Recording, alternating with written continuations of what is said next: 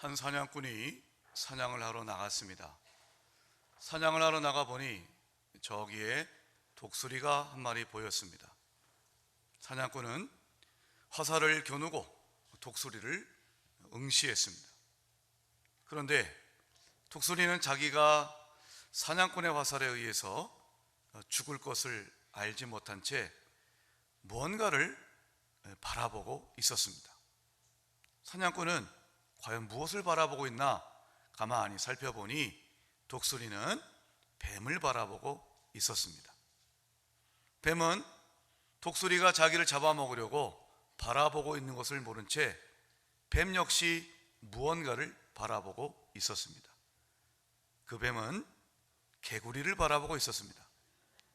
개구리는 뱀이 자기를 잡아먹으려는 또 모른 채 뭔가를 바라보고 있었습니다. 그 개구리가 응시했었던 것은 무당벌레였습니다. 무당벌레는 개구리가 자기를 잡아먹으려는 줄도 모르고 뭔가를 바라보고 있었습니다. 진딧물이었습니다. 제가 여러분에게 지금 이 말을 드리는 것은 생물 시간에 배우는 먹이사슬을 말씀드리는 것이 아닙니다. 가만히 사냥꾼이 이것을 보니까 갑자기 마음 가운데 이런 생각이 들었습니다. 혹시 내 뒤에도 누군가가 나를 바라보고 있는 것은 아닐까? 등골이 오싹해지면서 뒤를 바라다 보았습니다. 뭐가 있었게요? 뭐가 있었을까요? 무엇이 있었을 것이라고 생각하십니까? 죽음이 바라보고 있었다고 합니다. 이 이야기는 바로 사람은 언제나 죽음이 바라보고 있는 삶을 살아갑니다. 사실 사람뿐만 아니라 이 땅에 있는 모든 피조물들이 그렇게 언제 죽을지 모르는 죽음의 위협 가운데 삽니다. 사람은 누구나 죽습니다. 성경에 따르면 죄의 삭은 사망이기 때문에 그렇습니다. 인생의 본질이 무엇입니까? 죽을 수밖에 없는 존재라는 데에 있습니다. 그런데 이렇게 죽을 수밖에 없는 존재에 예수님은 우리에게 말씀하셨습니다. 요한복음 11장 25, 26절, 우리가 부활절이면 헌금 봉투에 쓰여져 있는 그 말씀입니다. 나는 부활이요 생명이니 나를 믿는 자는 죽어도 살겠고 무릇 살아서 나를 믿는 자는 영원히 죽지 아니하리니 이것을 내가 믿느냐. 여러분, 예수님은 부활이십니다. 인간은 다 죽지만 그러나 예수님께서는 부활이 되셔서 우리를 다시 살리실 것입니다. 예수님이 우리를 다시 살리실 때는 그것은 환생이 아닙니다. 주님께서 우리를 다시 살리시는 것은 주께서 재림하셔서 새 하늘과 새 땅을 이루시고 우리를 부활시키셔서 영적인 몸을 입게 하셔서 이 세상과는 전혀 다른 눈물도 없고 고통이 없는 오직 주님만을 바라보고 주님만이 통치하는 그 새 하늘과 새 땅에서 살게 될 것입니다. 그뿐만이 아닙니다. 예수님은 또 말씀하셨습니다. 무릇 살아서 나를 믿는 자는 영원히 죽지 아니할 것이라고 말씀하셨습니다. 자, 이 자리에 있는 모든 성도님들은 살아계십니다. 예수님을 믿고 계십니다. 그러면 영원히 죽지 아니한다는 이 말은 뭘까요? 우린 다 죽잖아요. 예수 믿어도 죽잖아요. 그렇다면 예수님이 말씀하셨던 살아서 나를 믿는 자는 영원히 죽지 아니할 것이라는 이 말씀은 무슨 의미일까요? 그것은 영적인 의미입니다. 여러분, 하나님을 알지 못하는 모든 사람은 영이 죽어 있어요.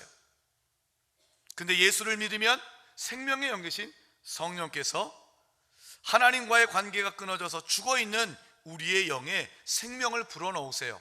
다시 태어나요. 이거를 중생이라고 그래요. 거듭나는 거예요. 다시 태어나는 것입니다. 예수 믿어 성령에 의해서 새 생명을 얻게 된 그 사람에게는, 즉 중생한 자에게는 영원한 생명, 영생이 주어지는 줄 믿습니다. 인생이 중생이 되어 영생을 축복으로 받는 인생, 그것이 바로 구원인 것입니다. 오늘 말씀은 우리가 잘 아는 나사로를, 죽은 나사로를 예수님이 다시 살리는 말씀에 관한 것입니다. 예수님이 부활이요 생명이라는 것이 어떤 의미일까? 오늘 그 말씀을 여러분들과 함께 같이 좀 묵상을 하겠습니다. 예수님은 이 나사로의 가족과 굉장히 친하셨습니다. 이 나사로는 성경에 보면 그의 누이들이 있었는데 마르다, 마리아가 있었습니다. 마르다가 언니죠. 요한복음 11장 5절 보면 예수님은 이 나사로와 마르다와 마리아 그 가족을 사랑하셨다고 되어 있습니다. 사랑하셨다. 얼마나 사랑하셨냐면 나중에 나사로가 죽은 다음에 예수님이 찾아가셔서 그 무덤 앞에서 우셨어요.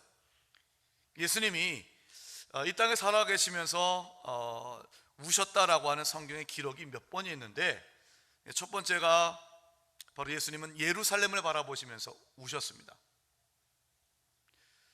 당신을 부인하고 믿지 않는 그 예루살렘, 하나님의 심판을 받게 된 그 예루살렘을 바라보시면서 비통한 마음으로 우셨습니다. 그리고 겟세마네에서도 사실 눈물로 하나님 앞에 기도했다는 말이 있습니다. 그리고 오늘 말씀 요한복음 11장 보면 예수님은 나사로의 무덤 앞에서 우셨어요. 그만큼 사랑하셨다는 증거인 것이죠. 자, 그 예수님이 사랑하신 나사로가 죽게 된 과정은 이렇습니다. 오늘 예수님이 나사로의 가족이 보낸 사람을 만나게 됩니다. 근데 그 사람이 전해준 말에 따르면 나사로가 지금 병에 들어서 시름시름 앓고 죽어가고 있다는 얘기예요. 그 이야기를 듣고 예수님이 하신 말씀이 있어요. 자, 우리가 오늘 본문은 아닙니다만 요한복음 11장 4절의 말씀을 자막을 통해서 같이 한번 읽어보죠. 자, 함께 읽겠습니다. 시작.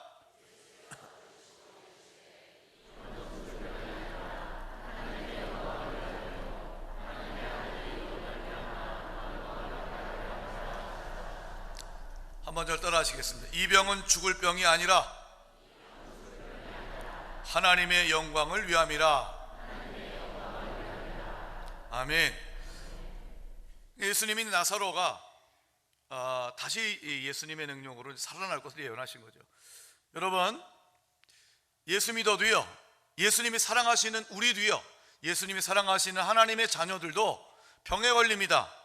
여러분, 혹시 이 자리에 있는 여러분 가운데서 중병에 계신 분, 또 여러분 가족 가운데 정말 큰 병이 갖고 계신 분, 이 자리에 정말 목회자로서 축복하고 싶습니다. 이렇게 축복하고 싶습니다. 여러분의 병은 죽을 병이 아닌 줄 믿습니다. 하나님의 영광이 나타날 줄 믿습니다. 물론 예수 믿어서 예수님을 사랑하는 자가, 하나님이 또한 우리를 사랑하는 자가 병에 걸려 죽을 수도 있습니다. 중요한 것은 무엇인가? 주님이 때로는 사랑하는 자에게 병도 주시고 그리고 치유하시기도 합니다. 때로는 죽을 수도 있습니다. 믿는 자는 우리의 삶 가운데에 이런 고난이 찾아올 때에 이런 고백이 있어야 됩니다. 우리는 사나 죽으나 주님의 것인 줄 믿습니다. 로마서 14장 8절에 우리가 살아도 주를 위하여 살고 죽어도 주를 위하여 죽나니 그러므로 사나 죽으나 우리가 주의 것이로다라고 말하고 있습니다. 여러분, 믿음이 중요한 것은 무엇인가? 내가 지금 당하고 있는 이 아픔도 질병도 가난도 시련도 그 모든 것을 하나님의 영광이 드러날 수 있는 하나님의 은혜가 될 수 있다는 것입니다.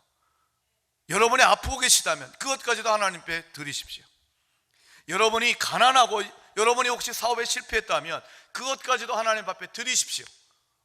여러분이 고난당하고 있다면 그것까지도 하나님께 아뢰십시오.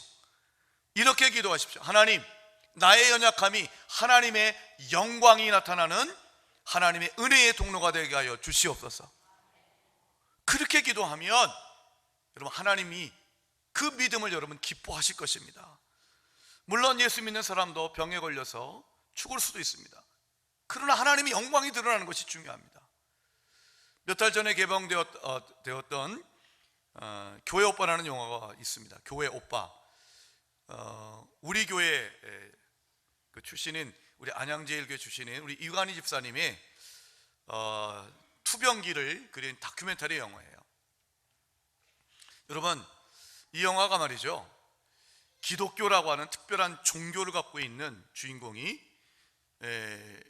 그것도 다큐멘터리 영화예요. 헐리우드 영화처럼 재미와 오락을 위한 것이 아니에요. 그러니까 특정 종교의 다큐멘터리 영화는 많은 사람이 안 봐요. 근데 이 영화가 10만 명이 넘는 관객들이 봤습니다. 다큐멘터리 영화, 그것도 특정 종교의 다큐멘터리 영화치고는 상당히 많은 인원수가 동원되는 것입니다. 제가 이 영화가 개봉된 다음에 전화를 여러 차례 받았어요. 첫 번째 이유는 거기에 제가 출연하거든요. 5초 동안 출연하거든요. 5초 동안. 대사도 있습니다. 대사도. 그러면서 전화를 해요. 그리고는 저에게 목사님, 교회 오빠라는 영화를 봤어요. 목사님 나오시더군요. 반가웠습니다. 근데 그게 목적이 아니고 그 다음에요. 목사님, 교회 오빠에 등장하는 그 주인공인 이완희 집사가 안양제일교회 출신이라던데 너무너무 감동이 되었습니다. 어쩜 그렇게 그 믿음이 아름답고 그렇게 정말 하나님의 말씀에 따라 살려고 그렇게 몸부림치지요. 너무너무 은혜 받았습니다. 그런 전화를 수차례 받았습니다. 감동을 받은 이유가 하나님께서 기적적으로 살렸기 때문이 아니라 40세라고 하는 40세가 되는 그 생일날에 하나님의 품에 안겼거든요. 그럼에도 불구하고 하나님께서 그의 삶을 통해 하나님의 살아계심을 보여주셨습니다. 그의 삶은 하나님의 영광이 나타난 줄 믿습니다. 이 영화 못 보신 분들은요, 지금 이게 책으로도 나왔으니까요, 북카페 가서 그 사 보세요. 은혜가 됩니다. 여러분, 하나님의 영광이 드러나는 삶을 살아가는 것이 믿는 자의 인생인 것입니다. 사나 죽으나 병들어나 건강하나 부자든 가난하든 내가 어떤 상황에 있든지 간에 나의 모든 것을 하나님 앞에 드리고 오직 하나님 영광 받아 주시옵소서, 하나님 살아계심이 나타나게 하여 주시옵소서. 여러분, 그렇게 기도하면 믿으면 여러분의 삶에 영광이 드러나게 될 줄 믿습니다. 아멘. 아멘. 예수님은 나사로가 죽어가고 있다는 소식을 들으시고 즉시 가지 않으셨습니다. 하나님의 영광을 위해서였습니다. 오히려 이틀 더 머물다 가셨습니다. 왜 이틀을 더 머물다 가셨을까요? 여러분, 여기에는 좀 이제 우리가 내용을 보면 좀 상황을 재구성할 필요가 있습니다. 나사로가 살고 있었던 곳은 예루살렘에서 매우 가까운 거리에 있는, 걸어서 한 30분 이내에 있는 베단이라고 하는 마을에 살고 있었습니다. 근데 예수님이 계신 곳은 정확히 어딘지 모르겠지만 요한복음 10장을 보면 세례 요한이 세례를 주던 곳이다 라고 되어 있고, 그리고 앞의 내용을 보면 그 내용이 베단이라고 하는, 이름은 같지만 다른 곳에 있었습니다. 아마 내용을 따져보면 이 나사로가 살고 있었던 베다니에서 예수님이 계신 그곳은 걸어서 약 하룻길의 거리였던 것으로 추측이 됩니다. 그러면 상황은 이렇습니다. 지금 나사로가 시름시름 앓아 죽어가고 있습니다. 그 자리에는 예수님이 계시지 않았습니다. 마르다와 마리아는 예수님께 이 소식을 전해서 빨리 예수님이 오셔서 죽기 전에 나사로를 치유해 주시기를 원했습니다. 그래서 사람을 보냅니다. 그 길이 걸어가는데 약 하룻길이 걸립니다. 여러분, 예수님이 즉시 가시지 않고 이틀 다 머물다가 나흘째 되는 날 가셨습니다. 성경을 보면 나사로가 죽은 지 나흘째라고 되어 있습니다. 이 이야기는 무슨 말인가 하면, 어떤 결론을 우리가 얻을 수 있냐면, 나사로는 나사로가 아프다는 소식을 전하러 간 그 사람이 떠난 그날에 죽었다는 것을 알 수가 있습니다. 즉, 나사로가 아프다는 소식을 전하기 위해서 간 사람은 나사로가 죽은 걸 몰라요. 떠난 다음에 죽었던 것 같아요. 알 리가 없죠. 그러나 예수님은 나사로가 죽은 것을 아시고 계셨습니다. 그리고는 이틀을 더 유하셨습니다. 왜 더 이틀을 유하셨습니까? 죽었지만 그 다음날 가져서 살릴 수도 있지 않겠습니까? 아니었습니다. 이틀을 더 멀고 나흘째 되는 날 찾아가셨습니다. 여기에도 이유가 있습니다. 여러분, 우리나라에도 가끔은 아주 드물게 있지만 돌아가신 줄 알고 장례를 치르는데 하루 만에 다시 살아나신 분이 가끔 계셔요. 그래서 입관도 사실은 원칙적으로는 24시간이 지난 다음에 입관할 수가 있어요. 그 당시 이스라엘 사람들도 대중적으로 이런 믿음이 있었다고 합니다. 사람이 죽은 다음에 이스라엘 사람들은 그날 장례식을 치러요. 일단은 장례식을 치른다는 얘기는 우리처럼 땅에 매장하는 것이 아니라 동굴 안에 안치를 해요. 그리고 동굴 입구를 돌로 막아 놓습니다. 그렇지만 그 당시의 사람들은 죽은 사람의 영혼이 3일 이내에 다시 돌아올 숫자라고 하는 생각을 갖고 있었어요. 며칠이요? 3일이었습니다. 근데 예수님이 나사로를 찾아간 것은 며칠째였습니까? 4일째였습니다. 따라서 예수님이 나사로 앞에 가셨을 때는 나사로가 완전히 죽었어요. 만약에 예수님이 나사로가 죽은 지 하루 만에 가셨다라고 하면, 그래서 예수님이 나사로를 다시 살리셨을 때 사람들이 혹 의심이 많은 사람 가운데 이렇게 말할 수 있을 거예요. 예수님이 능력 있어 고치신 게 아니야. 사실은 나사로 죽은 것이 아니었는데 운 좋게 예수님이 오셔서 큰 소리로 깨우셨기 때문에 나사로가 다시 그냥 살아난 거야. 그렇게 생각할 수도 있었을 것입니다. 예수님은 바로 이와 같은 모든 생각을 불식시키기 위해서 더 이상 살아날 가망성이 없는 나흘째 되는 날 찾아가신 겁니다. 여러분, 하나님의 능력과 하나님의 역사가 나타나는 시점이 있습니다. 하나님의 때입니다. 하나님의 때는 어떤 때일까요? 사람이 아무것도 할 수 없는, 전적으로 하나님께만 의지할 수밖에 없는 상황 가운데 하나님의 능력이 나타나고 하나님의 역사가 나타나게 되는 줄 믿습니다. 그것이 중요한 거예요. 여러분, 갈라디아서 2장 20절을 보면 이런 말씀이 있어요. 내가 그리스도와 함께 십자가에 못 박혔나니 그런즉 이제는 내가 사는 것이 아니요 오직 내 안에 그리스도께서 사시는 것이다 라고 얘기되어 있습니다. 영적으로 바라보면, 믿음으로 바라보면 신앙생활은 무엇인가? 나의 옛자는 십자가에 못 박혀 죽었어요. 그런데 예수 믿은 이후에도 여전히 내 마음 가운데 악한 본성이 남아있어요.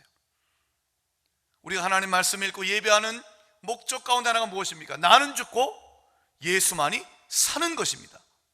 그것이 바로 하나님께서 우리 가운데 역사하시는 것입니다. 그거를 성화라고도 합니다.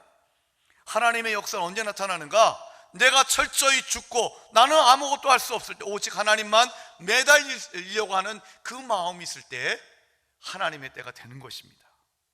여러분, 오늘 주보를 보시면 교동문이 이사야 40장의 말씀이에요. 거기 끝부분에 보시면 이런 말씀이 있죠. 모든 육체는 풀이고 그의 모든 아름다움은 들의 꽃과 같으니 풀은 마르고 꽃은 시들면 여호와의 기운이 그 위에 불미라라고 되어 있습니다. 자, 인생은 풀과 같고 꽃과 같습니다. 풀은 마릅니다. 꽃은 시듭니다. 여러분, 그 아름다운 꽃도 100일 이상을 피지 못합니다. 여호와의 기운이 인생 가운데 불므로 성령께서 깨닫게 해주신 것은 무엇인가? 인생은 허무하고 인생은 잠깐이라는 것입니다. 인생의 본질이 무엇입니까? 잠깐 있다가 사라질 안개입니다. 죽을 수밖에 없는 운명인 것입니다. 이것을 우리로 깨닫게 해주십니다. 그것도 모른 채 세상의 욕심 가운데서 빠져 살아가는 저희들에게 하나님은 때로는 질병을 주시고 하나님은 우리에게 때로는 망하게 하셔서 전적으로 하나님만 바라보는 마음을 갖게 하십니다. 그때가 하나님이 역사하시는 때인 줄 믿습니다. 내가 끝날 때 예수는 시작될 줄 믿습니다. 내 인생의 사막이 끝이 나면 하나님의 길이 시작되는 줄 믿습니다. 김교신 선생님은 한 번에 이런 말씀하신 적이 있습니다. 기도란 무엇인가? 성령의 소금으로 자신을 절이는 시간이었습니다. 이 자리에 계신 우리 어머님들, 배추, 김치 담글 때 이 배추에다 소금으로 절이잖아요. 숨을 죽이는 거잖아요. 빳빳했던 그 배추가 소금을 절이게 되면 이제 먹기 좋게 흐느흐느해집니다. 기도라는 것은 그러는 거예요. 성령께서 내 안에 있는 자아, 교만, 허영, 위세, 이 모든 것들을 다 시들게 하셔서 오직 하나님을 바라보게 하는 시간. 기도란 성령의 소금으로 나를 절이는 시간입니다. 기가 막힌 말씀입니다. 그러면 그때 하나님의 역사가 나타날 것입니다. 창세기를 보면 요셉이라는 인물이 있습니다. 이 요셉은요, 사랑을 받는 자였어요. 아버지 야고보로부터 사랑을 받았어요. 편애였습니다. 그 형들이 질시했어요. 그래서 이집트에 노예로 팔려갔습니다. 요셉을 산 사람이 보디발이라고 하는 이집트의 왕 바로의 친위대장이었습니다. 근위대장이었습니다. 그런데 거기 가서 사랑을 받았어요. 요셉은 어디 가나 사랑받았어요. 여러분, 어디 가나 사랑받는 분 되시길 축원합니다. 그런데 시기한 사람이 생겼죠. 네, 모함하는 사람이 생겼습니다. 보디발의 아내가 유혹하다 실패하니까 모함을 했습니다. 촌놈이 나를 겁탈하라고 했다고. 그래서 왕의 감옥에 갇힙니다. 그때 그 감옥에서 두 사람을 만납니다. 왕의 신하 두 사람을 만나는데, 한 사람은 왕의 빵을 굽는 사람, 한 사람은 술 맡은 관원이었습니다. 높은 직책의 사람이었습니다. 그 두 사람이 꿈을 꿉니다. 요셉이 해몽을 해줍니다. 빵 굽는 사람의 꿈은 그 사람이 죽을 꿈이라는 거예요. 근데 술 맡은 관원의 꿈은 곧 이 감옥에서 나가게 될 것이다 라고 하는 해몽이었습니다. 자, 그 이야기를 해주면서 요셉이 술 맡은 관원에게 얘기합니다. 나는 이 자리에, 이 감옥에 들어올 만한 죄를 짓지 않았습니다. 난 너무너무 억울합니다 라고 얘기를 하는 거예요. 여러분, 그러면서 이 요셉이 뭐라고 얘기하는가? 얘기를 하죠. 사랑하는 성도 여러분, 얼마나 억울했겠어요. 그 마음 가운데 얘기하는 거예요. 당신이 나가면 나를 꼭 기억해달라. 당신 높은 직책에 있으니 왕에게 말해도 나를 좀 풀어달라고 얘기합니다. 자, 그 다음에 어떻게 되죠? 요셉의 말대로 빵 굽는 관원은 죽고 술 맡은 관원은 풀려났는데, 이 술 맡은 관원이 나가서 완전히 입 싹 씻었어요. 요셉의 입장에서 가만히 한번 생각해 보세요. 하루가 지나고 이틀이 지나고 일주일이 지나고 한 달이 지났는데도 아무 소식이 없는 거예요. 얼마나 절망했을까요? 얼마나 배신감이 있었을까요? 그러기를 2년이 지났습니다. 2주도 아닌 2년이 지났습니다. 여러분, 왜 하나님께서는 술 맡은 관원이 나가자마자 요셉을 이끌어내지 않으셨을까요? 하나님의 때가 안 돼서입니다. 하나님의 때는 2년 후였습니다. 그 2년 동안 감옥 속에서 요셉은 더욱더 자신을 죽이고 하나님만 바라보는 훈련을 했을 것입니다. 그리고 나서 2년 후에 하나님은 바로 왕의 꿈을 해석해 주시고, 그리고 바로를 통하여서 하나님의 지혜로 충만하고 성령으로 충만한 요셉이 이집트의 실질적인 주관자가 되게 하신 줄 믿습니다. 밤이 깊으면 새벽이 가까이 왔다는 세상 말이 있습니다. 성도 여러분, 어려움이 있으십니까? 그 절망의 때가, 하나님의 때가 가까운 줄 믿으시기 바랍니다. 모세는 광야에서, 미디안 강에서 40년 동안 세월 보내다가 그의 나이 80대에 부르심을 받았습니다. 더 일찍 왜 하나님은 모세를 부르지 않으셨습니까? 더 건강할 때 왜 부르지 않으셨습니까? 하나님의 일을 하고 하나님의 영광을 하는 데는 건강이 필요한 것이 아니라 건강보다 더 소중한 것이 있고 돈보다 더 소중한 것이 있습니다. 그것이 무엇이겠습니까? 그것은 바로 믿음입니다. 마지막 세 번째가 바로 믿음인 것입니다. 하나님의 영광은 여러분 믿음의 역사입니다. 예수님께서 나사로에게 찾아갔습니다. 죽은 나사로를 찾아가서 이제 마르다에게 돌을 치우라고 얘기를 합니다. 그 시신이 안치되어 있는 동굴을 막고 있는 돌이었죠. 그때 마르다가 이렇게 얘기를 합니다. 오늘 말씀 우리 한번 같이 한번 보도록 하겠습니다. 자, 39절의 말씀을 읽겠습니다. 시작.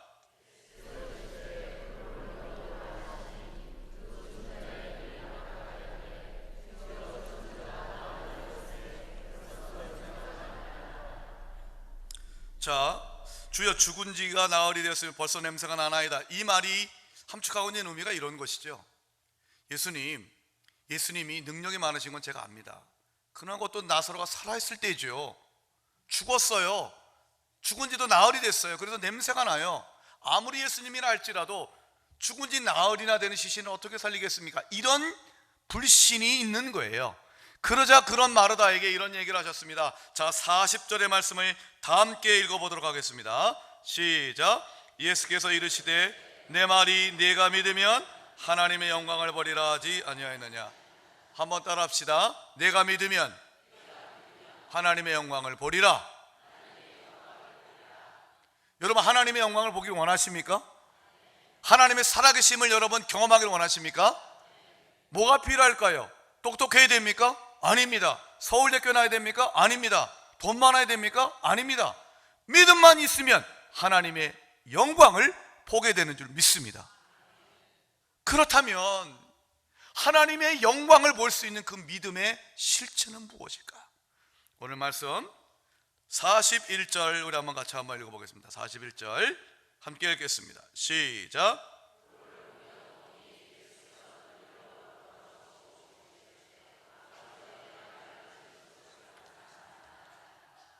우리 한번 머릿속으로 한번 그려보시기 바랍니다.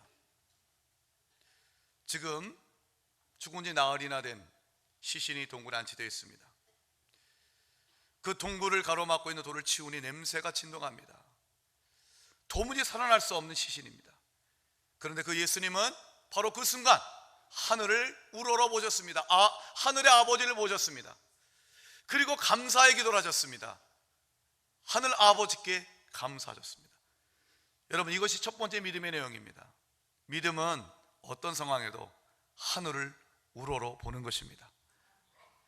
슬픔은 뒤를 보게 하고, 근심은 주위를 둘러보게 하고, 믿음은 위를 바라보게 한다는 말이 있습니다. 믿는다는 것은 어떤 상황 가운데서도 하늘을 우러러 바라보면서 지금의 이 상황에 대해서 하나님께 먼저 감사하는 것입니다. 오병의 이적도 마찬가지였죠.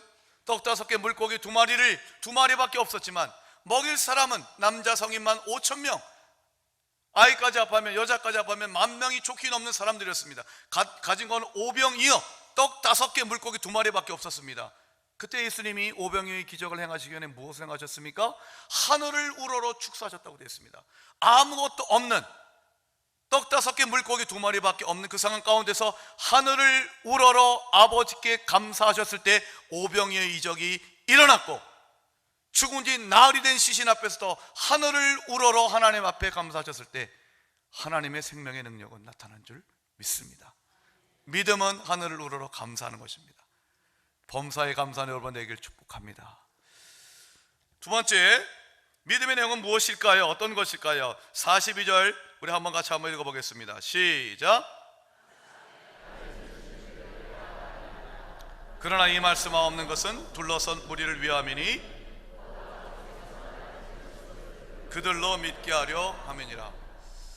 우리가 예수님 앞에 믿음을 갖고 구한다는 것은 무엇인가 하면, 예수님은 하늘아버지께서 보내신 하나님의 아들임을 믿는 것입니다. 그분이 우리의 그리스도이심을 믿는 겁니다. 때로 여러분, 우리의 기도가 주술적일 때가 있습니다. 주술이 뭡니까? 비나이다 비나이다 하는 것입니다. 그것은 기도가 아닙니다. 그것은 그저 주술적인 행위일 뿐입니다. 그 마음은 이해합니다. 어떻게든 지금의 어려움, 내 사랑하는 가족을 살리기 위해서 정한수 떠놓고 기도하는 것, 누군가에게 초월적 존재에게 비는 행위, 마음은 이해가 됩니다. 그러나 그것은 기도가 아닙니다. 기도는 믿음의 기도만 있을 뿐입니다. 우리의 기도를 들으시는 하나님, 무엇보다도 나로 하여금 하나님의 자녀 삼아 주신 그 하나님은 바로 이 땅에 하나님의 아들 예수를 보내셨고, 예수를 통해서만 하나님 앞에 나갈 수 있음을 믿는 이 믿음이 진정한 믿음의 기도인 줄 믿습니다.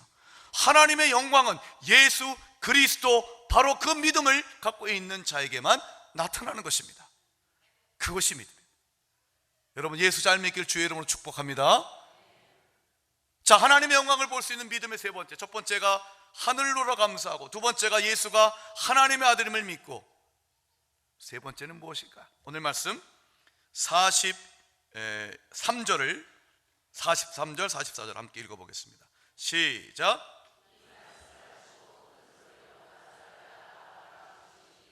죽은 자가 수족을 배로 동인 채로 나오는데 그 얼굴은 수건에 쌓였더라. 예수께서 이르시되 풀어놓아 다니게 하라.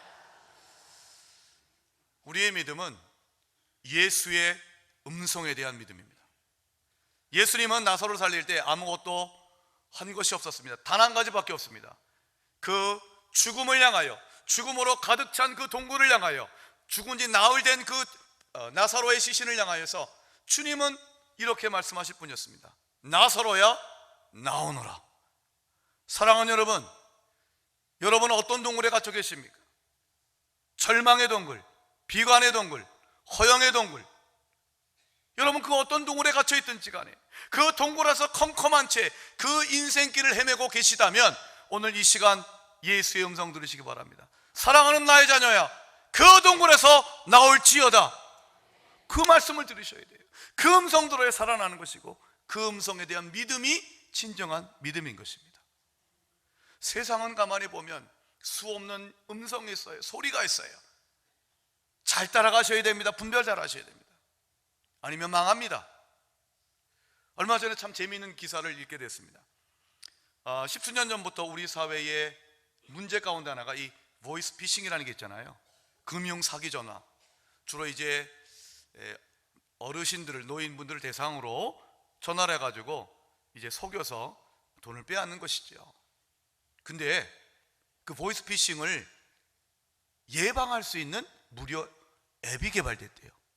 그러니까 스마트폰 보면 이 앱이라는 게 있죠. 애플리케이션. 어떤 한 은행하고 몇 군데에서 이게 합력해가지고 앱을 발견했어요. 그 내용은 이러는 거예요. 이제 제가 이제 전화를 해봤습니다. 여보세요. 촥 들어옵니다. 여기는 검찰청인데요. 당신의 이름으로 대포 통장이 만들어졌습니다. 그러니 어디로 돈을 보내십시오. 뭐 여러 가지 이런 소리가 나오지요. 그러면 이 앱은 어떤 거냐면 인공지능 AI로 그동안의 모든 보이스 피싱을 다 분석을 했어요.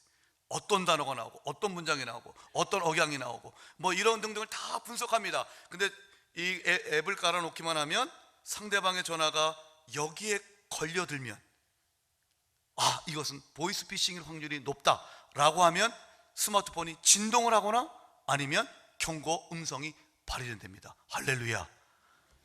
어르신들은 이거 앱을 꼭 가시기 바랍니다. 무료 앱이래요. 무료 앱. 네, 무료 앱이래요. 대단해요. 세상이 이렇게 달라졌어요. 근데 여러분, 영적인 음성을 어떻게 구분하죠? 저게 주님의 음성인지 아닌지 어떻게 구분하죠? 저게 예수님의 음성인지 아닌지 어떻게 구분하죠? 여러분, 신앙생활하면서 가장 난제 가운데 하나가 무엇인가? 내 마음의 의심이 무엇인가? 하나님의 음성을 어떻게 듣는가? 입니다. 여러분, 그 하나님의 음성을 듣는 방법은 한 가지밖에 없습니다. 말씀과 기도밖에 없습니다. 말씀이 주님의 음성이고, 기도하면 하나님의 음성이 들려질 줄 믿습니다. 말씀 읽지 않고 기도하지 않는데 어떻게 주님의 음성이 들려오겠습니까? 지난주에 말씀드렸던 요한복음 10장을 보면 선한 목자 예수님은 양들을 아시고 양도 그 선한 목자의 음성을 알아요. 타인의 음성은 따라가지 않아요. 주인의 음성, 목자의 음성을 모르는 양은 자기를 잡아먹으려 하는 타인의 도둑질의 음성을 따라가는 것입니다. 우리가 살 길이 무엇입니까? 하나님의 아들의 음성을 듣는 것인 줄 믿습니다. 듣는 자는 살아나게 될 줄 믿습니다. 요한복음 5장 25절에 이런 말씀이 있습니다. 자막을 통해서 함께 읽어봅시다. 함께 읽습니다. 시작. 진실로 진실로 너에게 이르노니 죽은 자들이 하나님의 아들의 음성을 들을 때가 오나니 곧 이때라. 듣는 자는 살아나리라. 한번 따라 합시다. 듣는 자는 살아나리라. 듣는 자는 살아나리라. 돈 많은 사람이 살아나는 게 아니고요, 권력 있는 자가 살아나는 것이 아니라 듣는 자가, 하나님의 아들의 음성을 듣는 자는 반드시 살아나게 될 줄 믿습니다. 그 주님이 생명의 주인이시기 때문에 그렇습니다. 오늘 부른 찬송 가운데에 여러분, 주 음성 외에는 더 기쁨 없도다 날 사랑하신 주 늘 계시옵소서. 여러분, 이 고백이 여러분의 고백이 되길 축원합니다. 또한 찬송 가운데 주의 음성을 내가 들으니 사랑하는 말일세 믿는 마음으로 주께 가오니 나를 영접하소서. 여러분, 이런 찬송이 우리의 고백이 되어야 됩니다. 날마다 하나님 앞에 나아가서 말씀을 읽고 그리고 기도할 때 여러분 각자에게 주시는 주님의 음성이 있어요. 여러분에게 할당된 주파수가 있어요. 그 음성을 들으셔야 됩니다. 주님을 향한 정확한 주파수를 맞춰야만이 또렷이 들립니다. 기도는 그 주파수를 맞추는 훈련입니다. 말씀은 주님의 음성의 내용을 확인하는 반복적인 영성 훈련입니다. 사랑하는 여러분, 말씀과 기도 가운데 주의 음성을 들으심으로 살아나는 여러분 될 수 있길 주의 이름으로 축복합니다. 하나님의 아들의 음성을 듣는 자는 다 살아날지어다. 예수의 음성을 듣는 자 다 치유될지어다. 예수의 음성을 듣고 세상에서 승리할 놀라운 힘을 얻길 주의 이름으로 축원드립니다. 기도합시다.